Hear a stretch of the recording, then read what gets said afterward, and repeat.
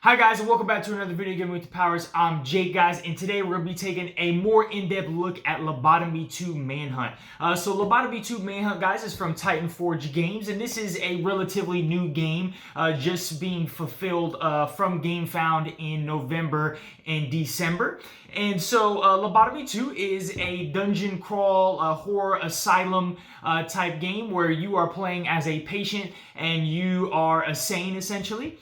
And you think you are a pop culture character and then you are trying to escape and survive. And so today, guys, I will be playing through the introductory scenario, campaign scenario of the game. I'm going to do an in-depth look. I know I have a video on me doing a playthrough of that, but there's a lot of things that I missed and a lot of things I didn't go into. So I'm really going to take my time with these next couple of videos in regards to Lobotomy 2, showcasing everything that the game has to offer and talking about every single detail that they have. But let's go ahead, guys, and jump right to the table where we got everything set up. Okay, guys, so we have everything set up here for the introductory scenario. And so right now there is not a big table presence, but trust me, guys, this game will grow. And so basically, starting off with the introductory scenario, I have my single tile. I have a couple decks that they have you start with: an equipment deck, weapon deck, spawn deck, okay? Basically, guys, if you've played any zombie side or dungeon crawl game, right, you have a weapon deck and equipment deck where you can gain weapons and equipment. The spawn deck is actually going to be used to spawn monsters, okay? I have dice that you can see right here. You'll be rolling dice to attack and defend, and the monsters will be rolling dice to attack and defend as well. And I'll kind of go through that. The introductory scenario will kind of take us through everything. But to start with, guys, let's take a look at our characters. So you will choose a character, and so I have chosen two characters for this. I have Gary Wolfenwalde, who thinks he is Geralt of Rivia the Witcher. So there's a couple things to note on this card, guys, that the number in the top left-hand corner is going to be his health. The iconography and text over here on the right-hand side, those are his abilities, okay? So he has three abilities. The first one is called Butcher, which is a passive ability. So once per attack, you may reroll one die for each monster on your space. The second ability he has is spending 2 insanity. And I can do the effect sign language. I can use this before attacking. I can add a holy or fire to an attack, all right? The last thing, guys, is called Witchery. For 3 insanity, used before attacking, I can add a red attack dice and a lightning bolt symbol to an attack with no AoE effect, all right? Then in the bottom left-hand corner right here, it says his disorder. So he is schizophrenic and he is aggression. And then the text right here in the middle of the card, guys, is going to determine my attributes, okay? So the flexing arm is my strength. The running away person is dexterity. The lightning bulb is my intelligence. And the brain is my wisdom, okay? And so these stats will all be used across the game as you are playing them. So we have Gary Wolfenwald, and then we have Ian McFellow, who thinks he is Gandalf, all right? He's got a strength of 1, dexterity of 1, intelligence of 3, and wisdom of 3. All right, health of 6. And then his abilities are a passive ability is to any roll. If I do a lightning bolt, right, I can blink 1 after resolution, and 1 character on your space may blink 1 in the same space as you, okay? For 3 insanity, I can do Fireball, which is attack with 2 red dice in a range of 1 to 4. This has AoE and adds fire. And then a lightning bolt, for every lightning bolt I have, I will add a green dice to the attack. The 5th one is No Passage for 5 insanity. Place a frostbite token on a space within 0 to 4. Line of sight is not required. Monsters cannot leave that space. Remove the token at the end of the round. All right. So those are the 2 characters I'm playing with. And then each, guys, they will start with some equipment, okay? So each of them will start with a basic straight jacket. So this is your basic defense. You will roll 1 blue defense die. And this straight jacket can be upgraded with junk that I will find throughout the course of the game. And every time I upgrade this, I'll get to add another blue dice to my defense roll. And then you will have them start with a basic equipment, okay? So there's 3 different types of basic equipment. There's broken glass, there's a spell scroll, and there is a sling, okay? I've chosen the broken glass and the spell scroll because how it will work, guys, is there'll be an icon in the top right-hand corner of your card. That is what this item is suited for. This weapon is suited for people with a high attribute of that, because whatever weapon that you use, whatever your attribute in that is, that's how many dice you will roll. So for example, Gary has the broken glass, right? So he has a strength of 3. So I will roll 3 attack dice when using this weapon, okay? If I get any lightning bolts on this while I'm using this broken glass, that will count as an extra hit, and then I can upgrade this to add an extra green dice. Okay.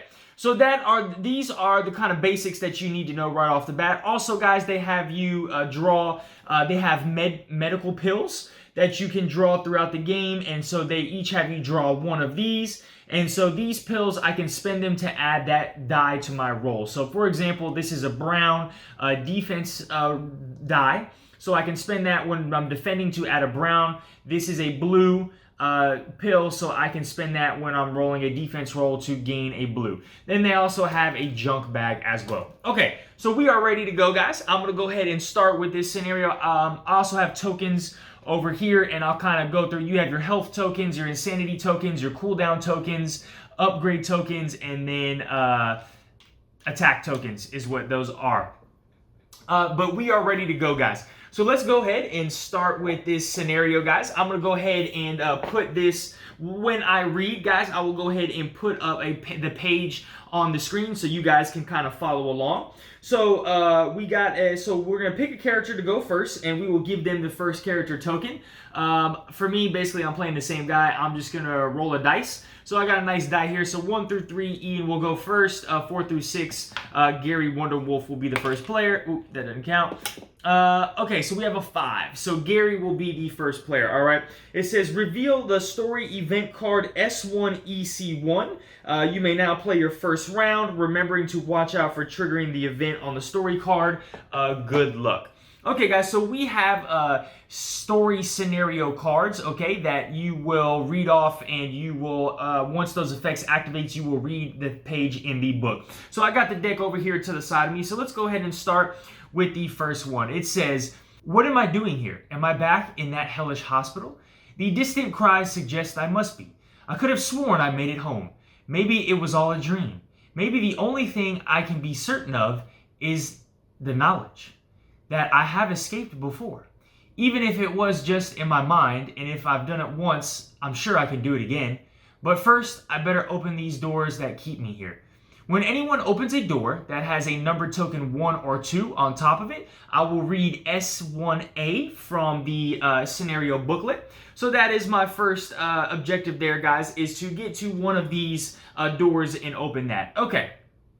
So we're going to go ahead and start with Gary Wonderwolf. So the only thing I can do right now is move, okay? So on your turn, you get to spend 3 action points, okay? And there's a bunch of different things you can do on your turn, and each time you take an action, it will consume one of those action points, okay? So for the first thing you can do is spend 1 action point to gain 2 movement points, okay? So you can move 2 spaces, you could open a door and then move a space.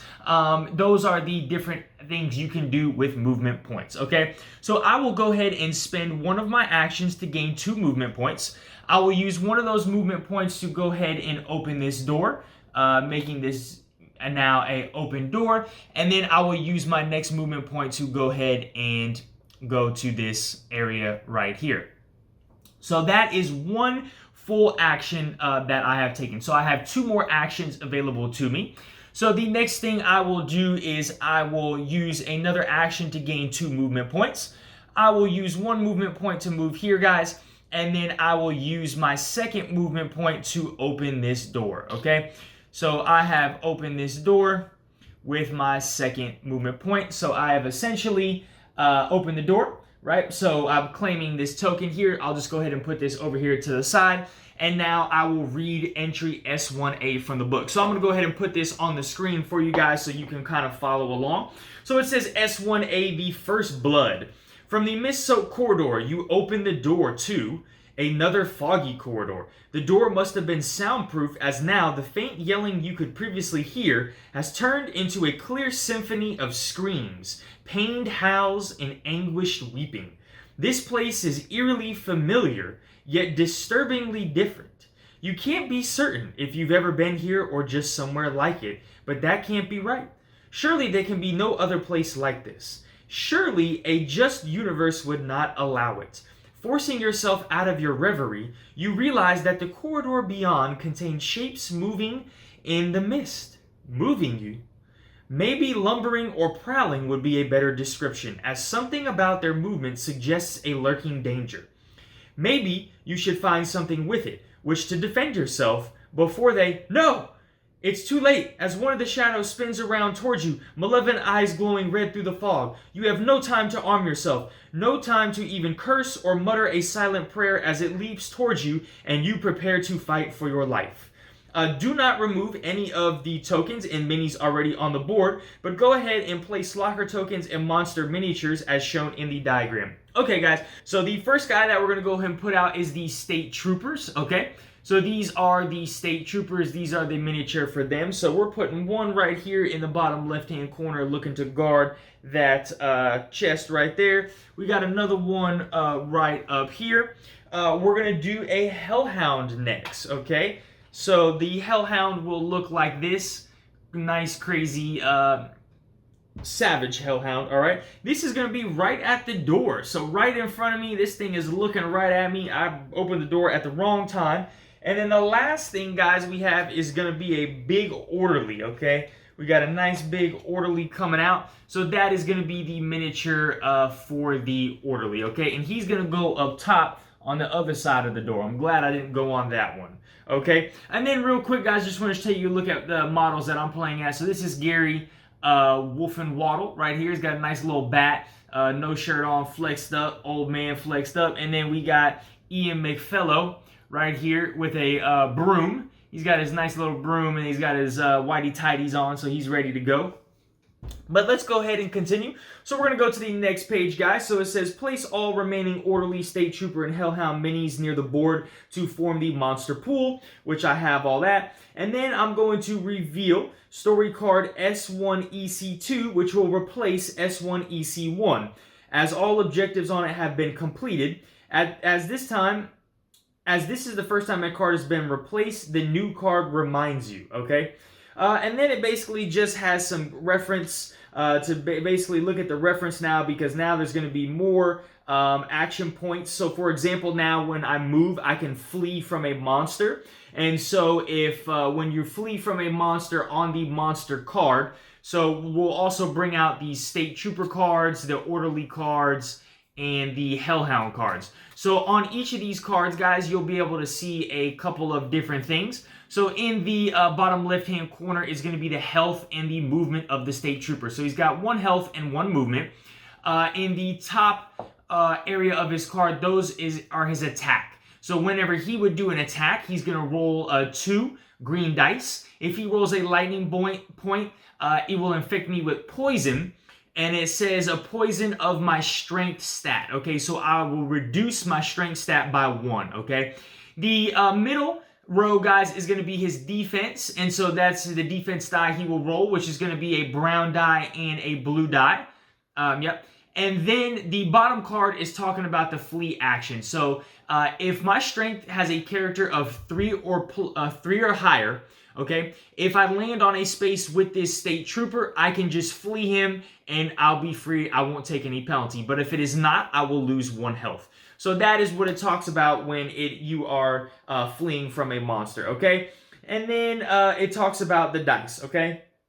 So then we got 4 types of dice, guys. We got the green dice, which are going to be your basic attack dice. And so it's going to have a successful hit, a double successful hit, and then a insanity roll, which will get you an insanity token, and then a hit with a lightning bolt, okay? And then a blank side as well, okay? So the lightning bolt will add special abilities or effects to some of your equipment.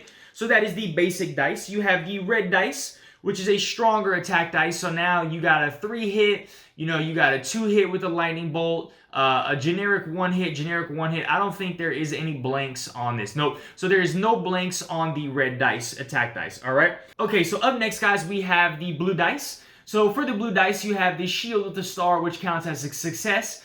You have an insanity roll again, you have a blank side, you have a double success with a lightning bolt, and then you have just a star. The star, guys, is not used for defense, but it is used for like skill checks and other things like that. And so that is your basic defense dice, and then you have the brown dice, which is similar to the red dice. This is the upgraded defense dice. Okay, so let's go ahead and read intro scenario S1 EC2. Okay, so this said the story event card replaces S1 EC1. It says when any character first wants to attack a monster, read S1B. They must be on the same space or within their weapon's range. When a character on a space with a locker first wants to search it, read S1C.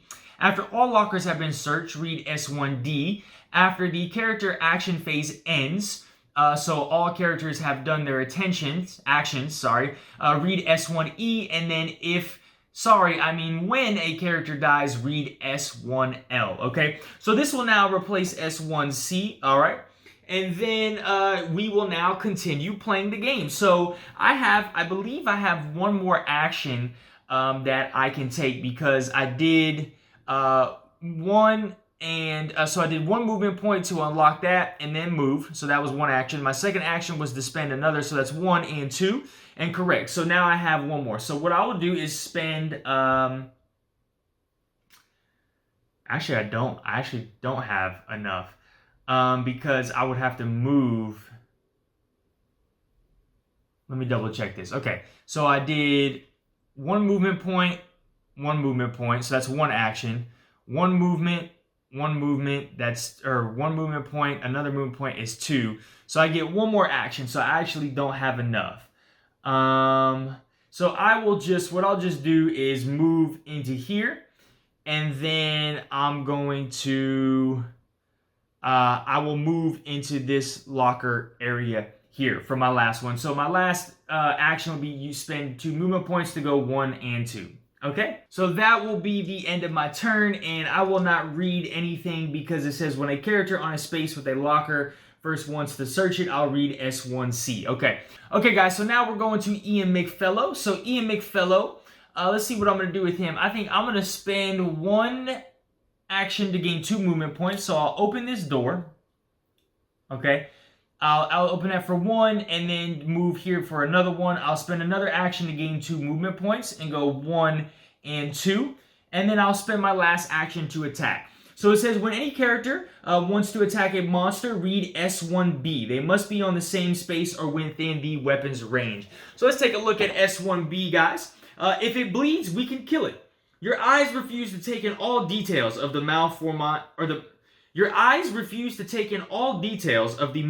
abomination confronting you. You don't need to know the details, don't need to know how it came to be, don't need to know its motivation. You just need to know that it can be defeated, okay? So now it's going to talk about, guys, basically how to attack a monster and what type of dice that you are going to use. And so what's going to happen, guys, is...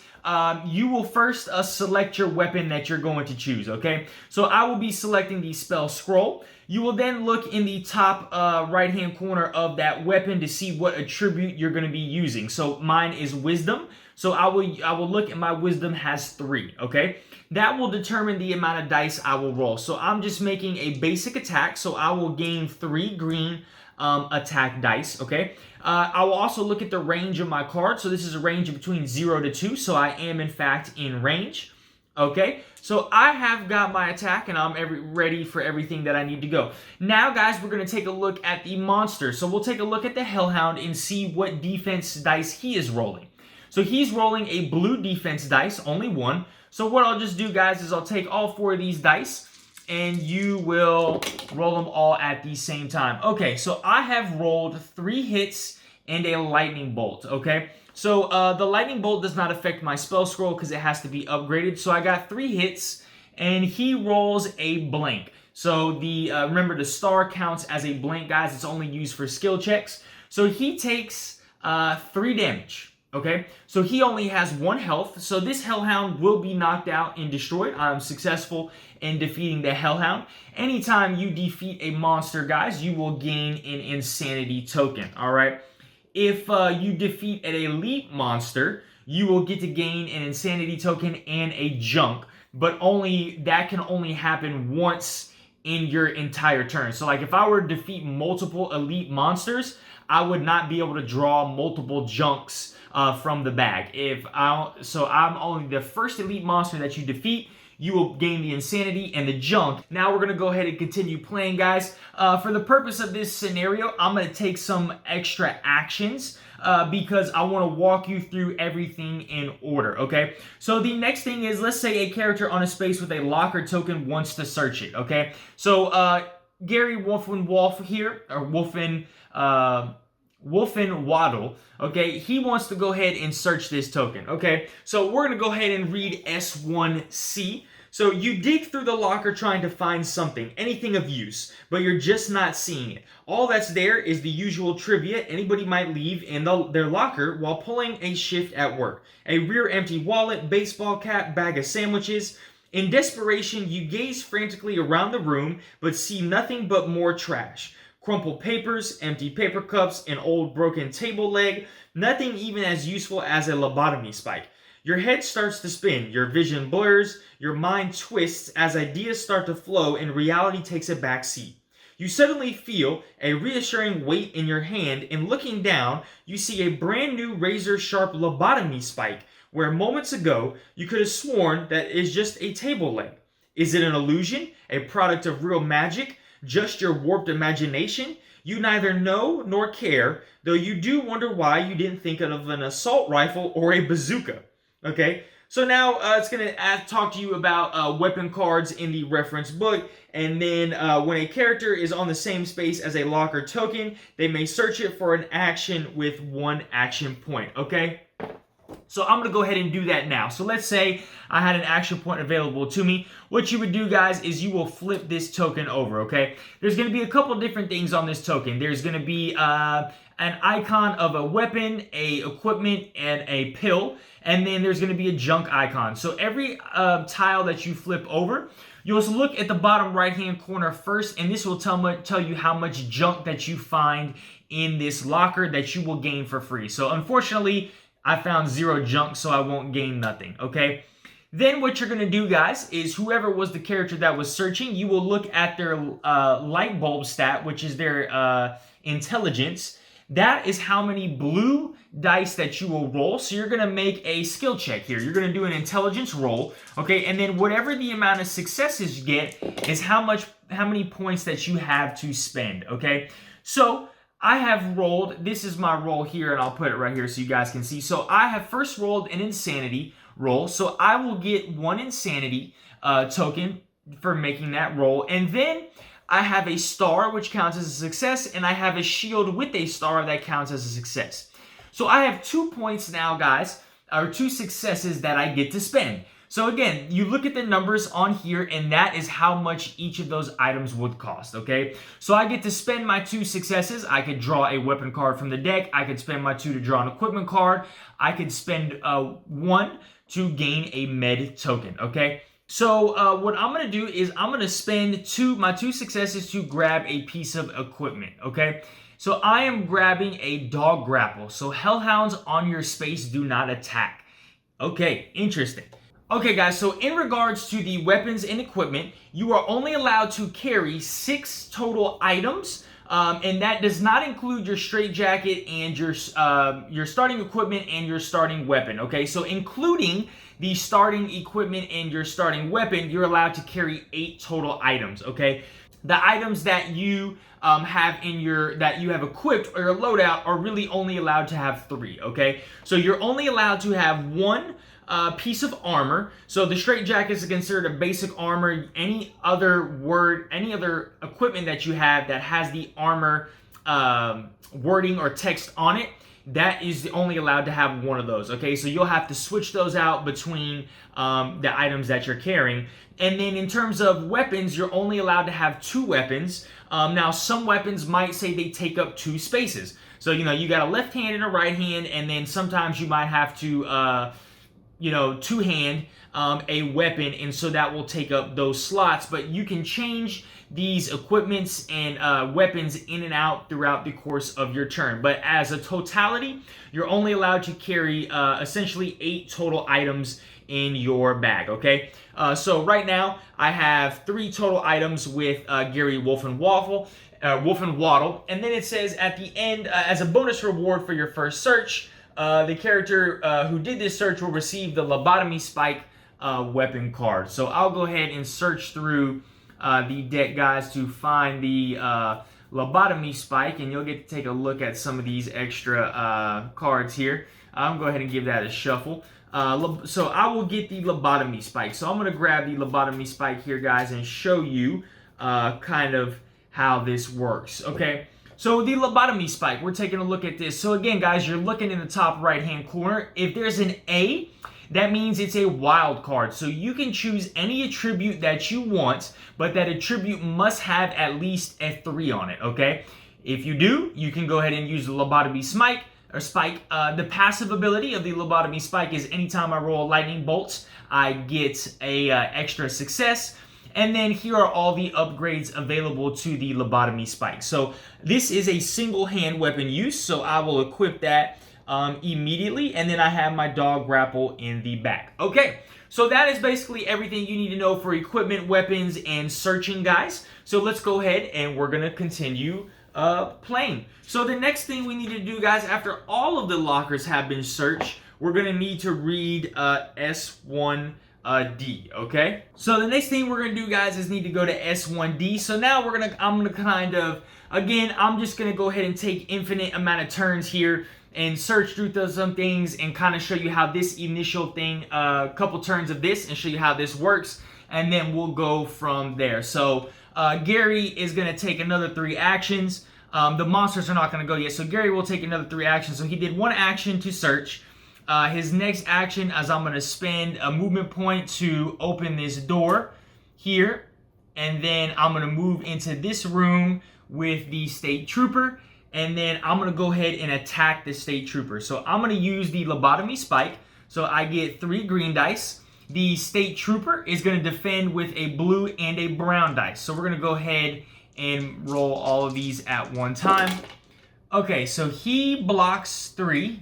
Okay, so he blocks 3 and I hit him for 3. Okay, so in this scenario, he would block all of the things to me. And then I believe that is my 3 actions, right? So 1, I moved for 2, and then I attacked him for 3. So now we would go to Ian MacFellow. So Ian is going to stay where he's at, and he's just going to go ahead and attack the state trooper with his spell scroll because it is a range of 0 to 2. I am considered to have a line of sight because this whole area right here is considered... like this is one area right here, so like this whole area, so he could be here, whatever, it's all one area, so I would be considered to have a line of sight. So for Ian MacFellow, I'm going to roll 3 because my wisdom stat is 3, and the state trooper will roll a brown and a blue defense dice, okay?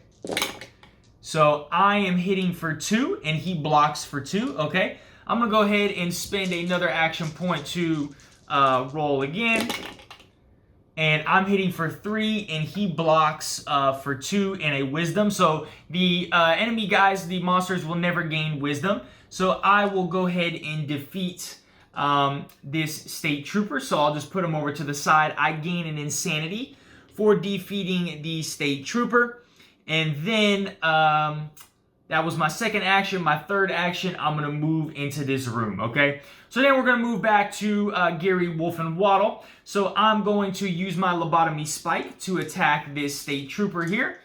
And we're going to do that. Okay, so he's blocking 1. I hit for 1, but I get a lightning bolt, which counts as a success. And then I also get 2 insanity tokens as well. Okay, so I get 2 insanity tokens. And then I get 2 insanity tokens. And then I'm hitting him for 2. Okay, so he only blocks 1. So he will go ahead and get knocked out. I will then gain another insanity token. So I am at 4. And so that was one of my first action. Okay, my second action, guys, I'm going to go ahead and search this locker. So let's see what we got. Put that in the middle there. Okay, so 1 junk. So now I will go to the junk bag over here. And I will open my nice little junk bag up. And I will get to just draw a random junk from the bag. So I get a pipe. All right, I get a nice little pipe. And then I'm going to roll some dice. So I need to roll 3 dice for my intelligence stat. And let's see what we get. Okay, so I get 2, 3, 4. So I got 4 successes, guys. So I have 4 points to spend. So a weapon is 4, an equipment is 2, or a pill is 2. Wow, that is brutal. I don't really need weapons. So I think what I'm going to do is spend 2, okay, to gain a pill from the bag. So what you can just do, guys, is you can take this little med bag here, and I'll go ahead and grab a pill. So I get a red pill, so I can add a red dice whenever I spend that to one of my attack rolls. And I'm over here, and then I'm going to spend my last 2 to draw an equipment card from the deck.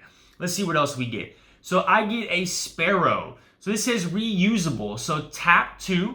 Restore 3 health plus 2 for every junk you discard to yourself or a character on your space.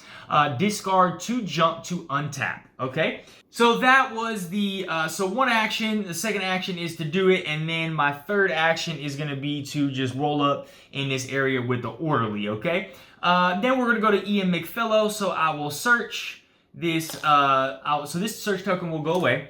I'm going to go ahead and search. So I gain 0 junk. But let's go ahead and roll 3 dice here.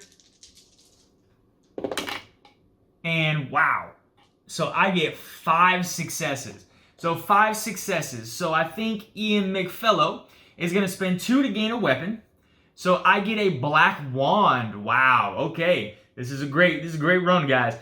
So I need to have a wisdom stat of 3, which I do. And it's 0 to 1. And when I get a lightning bolt, I get to get an extra success. All right, so that is the black wand, okay? So that was 2, okay? I'm going to spend another 2 to gain an equipment piece. So I get a landmine, so reusable. So I can tap this to place the landmine token on your space. At any time, you can detonate the mine to attack with 3 red dice, fire, frenzy, AoE. If I roll any lightning bolt, it gets plus 2 successes, and I need to discard 2 junk to untap it.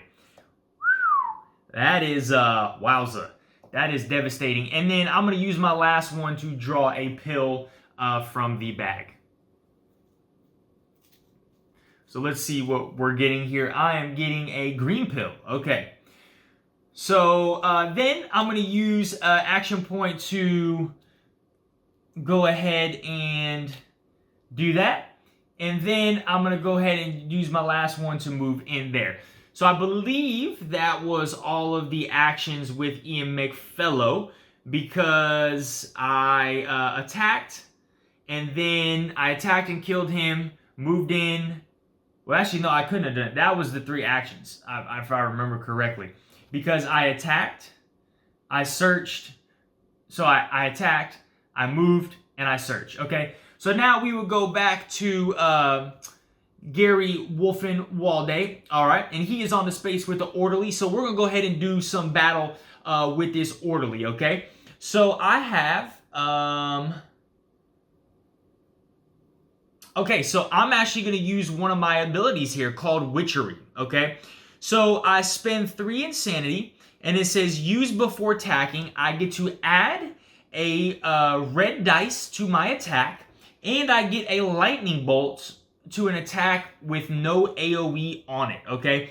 So my attack has no AoE, so I will automatically get a red dice and a lightning bolt on this attack, okay? So I am going to use my lobotomy spike, so that's 3 green dice, okay?